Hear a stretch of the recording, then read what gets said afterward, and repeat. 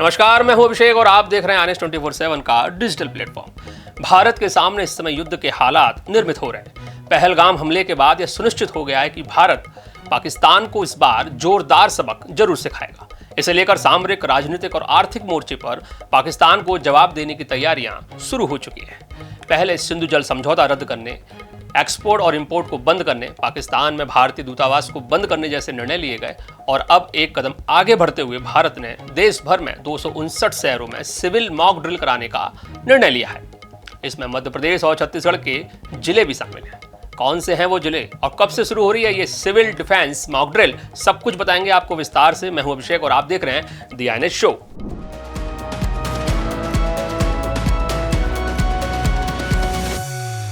हमारी आज की पहली स्टोरी है मध्य प्रदेश और छत्तीसगढ़ में कल से शुरू होने वाली सिविल मॉक ड्रिल पर। इसमें बताएंगे कि यदि युद्ध हुआ तो नागरिकों को कैसे दुश्मन देश के हमलों से बचना है। हमारी दूसरी स्टोरी है नक्सल मोर्चे से आई एक बड़ी खबर को लेकर। करीगुट्टा की पहाड़ी पर चल रहे भारत के सबसे बड़े नक्सल एनकाउंटर के दौरान एक नक्सली को मार गिराया गया है। छत्तीसगढ़ में सीएम साय ने सुशासन त्योहार के जरिए जनता के बीच जाने का जो निर्णय लिया है उसकी प्रशंसा पूरे प्रदेश भर में हो रही है। क्यों हो रही है वो भी बताएंगे।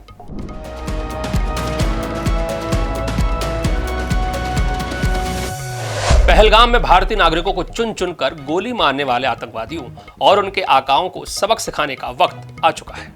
भारत सरकार ने इसकी तैयारियां भी शुरू कर दी है। प्रधानमंत्री नरेंद्र मोदी ने तीनों सेनाओं के प्रमुखों से बात करके खुली छूट दे दी है। समय, टारगेट, सब कुछ तय करने की जिम्मेदारी सेना को दे दी गई। ऐसे में भारतीय नागरिकों को युद्ध की किसी भी विषम परिस्थिति से निपटने के लिए तैयार रहना होगा और यही वजह है कि भारत सरकार ने पूरे देश में सिविल डिफेंस मॉक ड्रिल कराने का निर्णय लिया है। यह खबर मध्य प्रदेश और छत्तीसगढ़ के लिए भी महत्वपूर्ण है क्योंकि ये civil defence mock drill Madhya Pradesh के भोपाल, ग्वालियर, इंदौर, जबलपुर और कटनी जैसे शहरों में भी होगी। वहीं छत्तीसगढ़ के दुर्ग जिले में भी ये मॉक ड्रिल कराई जाएगी।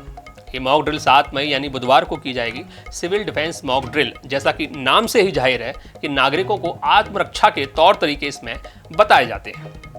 बताया जाएगा कि यदि हवाई हमला होता है, सायरन बजते हैं, ब्लैकआउट होता है तो छिपने के लिए क्या व्यवस्था करना चाहिए, कहां पर छिपना चाहिए, बमबारी होती है तो उनसे बचने के लिए क्या करना चाहिए, छिपने के लिए नागरिक इलाकों में किस तरह के बंकर बनाने चाहिए और यदि घर में मौजूद हैं तो घर में अपने आप को कैसे सेफ रखा जाए। इन सारे मामलों की जानकारी इस सिविल डिफेंस मॉक ड्रिल में नागरिकों को दी जाएगी। इस मॉक ड्रिल में मदद करेंगे home guard, NCC, NSS, police force, सशस्त्र बल आदि सुरक्षा एजेंसियां इसके बारे में लोगों को विस्तार से बताएंगी। कुल मिलाकर केंद्र सरकार ने इरादे जाहिर कर दी हैं और नागरिकों को भी अब हर तरह की परिस्थिति का सामना करने के लिए तैयार रहना होगा। छत्तीसगढ़ तेलंगाना के बॉर्डर पर स्थित करीगुट्टा की पहाड़ी पर भारत का सबसे बड़ा नक्सल एनकाउंटर लगातार जारी है।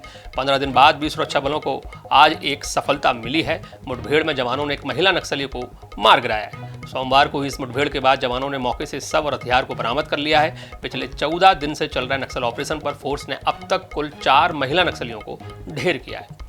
एनकाउंटर के दौरान सीआरपीएफ के एक सहायक कमांडेंट सागर बोराडे आईईडी ब्लास्ट की चपेट में आने से घायल हुए हैं। इस ब्लास्ट की वजह से उन्हें अपना पैर गंवाना पड़ा है। घायल कमांडेंट को दिल्ली रेफर कर दिया और वहां पर एम्स में उनका इलाज चल रहा है। आपको बता दें कि करीगुट्टा की पहाड़ी पर 22 अप्रैल से लगातार एनकाउंटर जारी है।